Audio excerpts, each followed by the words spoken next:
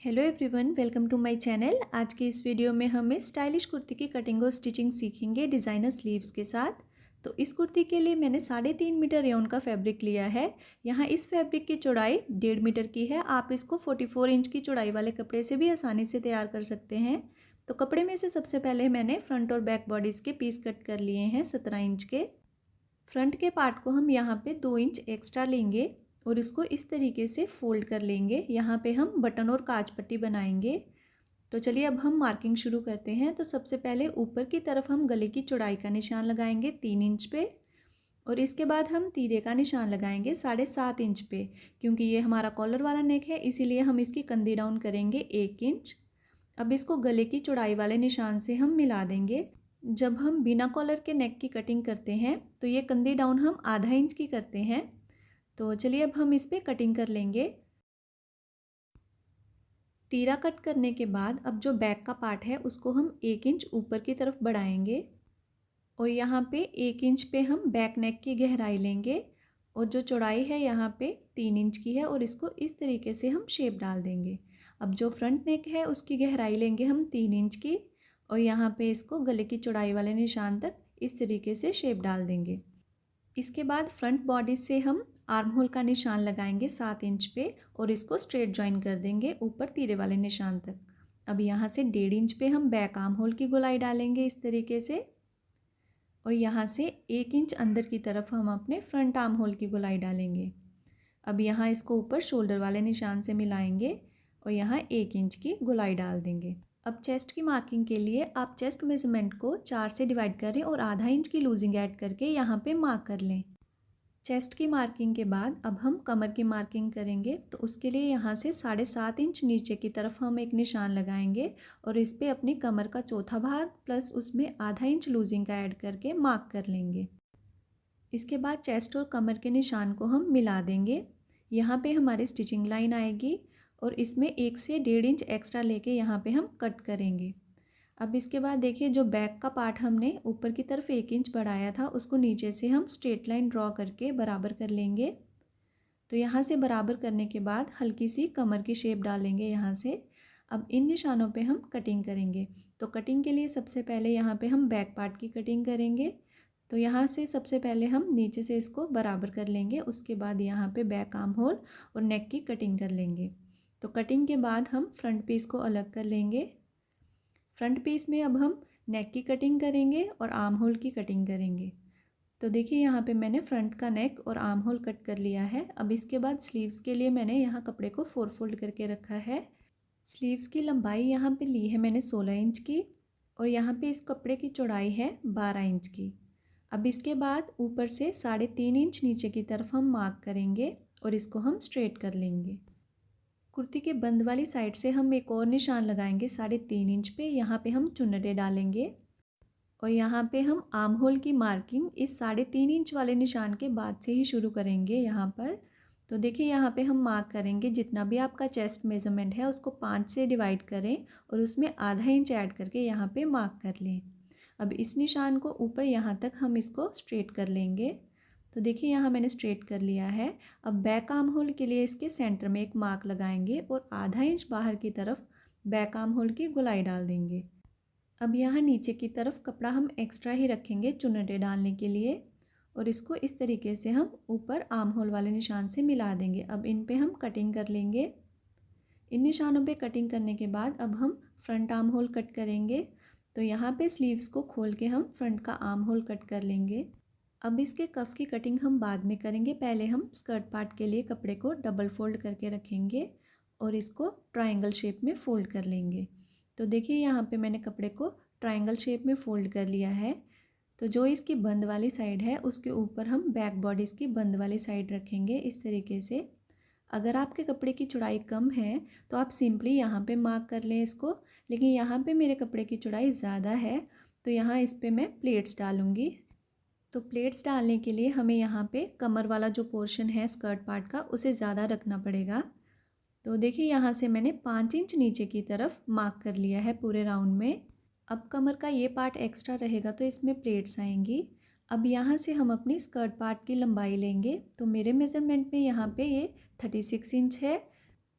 अब इस निशान को पूरी गोलाई में लगाने के लिए हम मेजरिंग टेप को इस कॉर्नर पे रखेंगे और देखेंगे कि ये निशान कितने इंचेस पे आया है। मेरे मेज़रमेंट में ये 56 इंच पे आया है और इसको सरकाते हुए मैंने पूरी गोलाई में लगा लिया है। इन मार्किंग्स पे कटिंग के बाद हमारे पास फ्रंट और बैक स्कर्ट के 2 पैनल आ जाएंगे और बचे हुए कपड़े से हम अपना कफ कट करेंगे। तो यहाँ पे एक कफ के लिए मैंने कपड़े की चौड़ाई ली है 29 इंच की और इसकी लंबाई 8 इंच की है। अब इसको हम 4 फोल्ड कर लेंगे। कफ की कटिंग के लिए हमें 2 मेज़रमेंट्स चाहिए, एक तो कोहनी के पास से और दूसरा कलाई के पास से। मेजरिंग टेप को हम यहाँ पे घुमा के रखेंगे और जितनी भी मेज़रमेंट आए उसमें हम 1.5 इंच एक्स्ट्रा लेंगे। 1 इंच तो आएगा हमारा कफ के ऊपर की तरफ और जो आधा इंच एक्स्ट्रा लिया है वो हमारा स्टिचिंग मार्जिन रहेगा। ये नाप हम मेजरिंग टेप को हल्का सा लूज़ रखते हुए ही लेंगे ताकि जो कफ है वो हमारे हाथ के ऊपर से ईजिली सरक जाए, अदरवाइज़ हमें हमेशा इसके बटन्स खोल के इसको चढ़ाना पड़ेगा। तो चलिए अब हम कफ पे इसकी मार्किंग कर लेते हैं। तो ऊपर की तरफ यहाँ मेरे मेज़रमेंट में आया है 6 इंचेस और यहाँ नीचे की तरफ मैंने मार्क किया है 4.5 इंच पे। अब इन दोनों निशानों को मिला के हम कट कर लेंगे। तो कट करने के बाद देखिए यहाँ पे हमारे पास ये 2 पीस आए हैं और ये दोनों एक ही कफ में यूज़ होंगे। सेम इसी तरीके से हम दूसरा कफ भी कट कर लेंगे। तो देखिए यहाँ पे कपड़े के एक तरफ मैंने पेपर पेस्टिंग लगा दी है। ये टोटली ऑप्शनल है, आप इसके बिना भी कफ रेडी कर सकते हैं, लेकिन ये लगाने से हमारे काज काफ़ी फिनिशिंग से बनते हैं। तो सबसे पहले यहाँ पे हम 1 इंच का निशान लगाएंगे। यहाँ से स्टिच करने के बाद हम बाकी का कफ स्टिच करेंगे। तो देखिए यहाँ पे जो 1 इंच का मार्क लगाया था हमने उसको इस तरीके से स्टिच करेंगे और कफ की साइड पे जो हमने एक पैर का मार्जिन छोड़ा है उसको हम स्टिच कर लेंगे। तो यहाँ पे इस तरीके से हम कफ की 3 साइड स्टिच करेंगे और कफ की जो टॉप साइड है उसको हम खुला रहने देंगे। तो यहाँ पे देखिए मैंने ये स्टिच कंप्लीट कर लिया है। अब इसके बाद जो कॉर्नर्स हैं इसको हम कट कर लेंगे और कफ को सीधी तरफ पलट लेंगे। कफ की जो साइड हमने 1 इंच पे बंद की थी वो इस तरीके से फोल्ड होगी। अब यहाँ पे हम एक्स्ट्रा मार्जिन को फोल्ड करके इसको प्रेस कर लेंगे अच्छे से। तो देखिए यहाँ पे मैंने कफ को अच्छे से प्रेस कर लिया है और एक्स्ट्रा मार्जिन को अंदर की तरफ फोल्ड कर लिया है। अब इसके साथ हम स्लीव को अटैच करेंगे। तो स्लीव को अटैच करने से पहले यहाँ पे हम स्लीव्स की साइड पे इस तरीके से हल्का सा फोल्ड कर लेंगे 2 इंच तक। तो दोनों तरफ देखिए यहाँ पे मैंने फोल्ड कर लिया है। अब इसके बाद इसका सेंटर मार्क करेंगे हम और कफ का भी सेंटर मार्क करेंगे। अब स्लीव्स के जो बॉटम साइड है वहाँ पे हम बड़े टांके की सिलाई लगाएंगे। बड़े टांके की सिलाई लगाने के बाद यहाँ पे हम धागा खींच के चुन्नटे डाल लेंगे। यहाँ पे चुन्नटे डालने के बाद इसकी चौड़ाई हम कफ की चौड़ाई के बराबर कर लेंगे। तो देखिए यहाँ पे मैंने चुन्नटे डाल ली हैं। अब सेंटर से सेंटर मैच करेंगे और इसको हम कफ के अंदर इस तरीके से रखेंगे और ऊपर से स्टिच लगा लेंगे। ये स्टिच लगाते टाइम ध्यान रखें कि कफ के नीचे वाला जो कपड़ा है वो भी सिलाई में आना चाहिए। तो देखिए यहाँ पे ये सिलाई हम इस तरीके से कंप्लीट करेंगे और यहाँ पे जो 1 इंच की साइड हमने बंद की थी उसके अंदर हम कफ को इस तरीके से रख के यहाँ तक स्टिच करेंगे। तो यहाँ तक स्टिच करने के बाद ये जो 1 इंच का पार्ट है इसको सीधा हम स्टिच करेंगे और बाकी कफ पे यहाँ पे हम टॉप स्टिच लगा के इसको कंप्लीट कर लेंगे। तो देखिए यहाँ पे मैंने पूरा कफ स्टिच कर लिया है। जो 1 इंच वाला पार्ट था वो इस तरीके से फ्लैप होके इसके ऊपर आएगा। ऊपर वाली पट्टी पे हमारे काज आएंगे और जो नीचे वाली पट्टी है उस पर बटन आएंगे। सेम इसी तरीके से हम दूसरी स्लीव भी रेडी कर लेंगे। अब बॉडीज़ वाले पार्ट में जो 2 इंच हमने एक्स्ट्रा मार्जिन लिया था उसको इस तरीके से फोल्ड कर लेंगे। मैंने यहाँ पे पेपर कैनवास अटैच की है, आप चाहें तो इसको स्किप भी कर सकते हैं। बॉडीज़ की जो राइट साइड रहेगी उसका मार्जिन जो 2 इंच का है वो पूरा फोल्ड होगा यहाँ तक, लेकिन जो लेफ़्ट साइड वाली बॉडीज़ का पार्ट है उसका मार्जिन हम आधा फोल्ड करेंगे इस तरीके से, जो 2 इंच तक मार्क है वहाँ तक। तो यहाँ पे बटन और काज बनने के बाद ये इस तरीके से आएगी। अब आप चाहें तो यहाँ पे फिनिशिंग सिलाई लगा के भी कर सकते हैं, लेकिन मैंने यहाँ पे तुरपाई करके दोनों साइड्स पे फिनिशिंग की है। अब बॉडीज़ के राइट पार्ट को हम लेफ़्ट पार्ट के ऊपर रखेंगे और ऊपर से यहाँ पे बड़े टांके की सिलाई लगा देंगे। इस सिलाई को हम बाद में निकाल देंगे।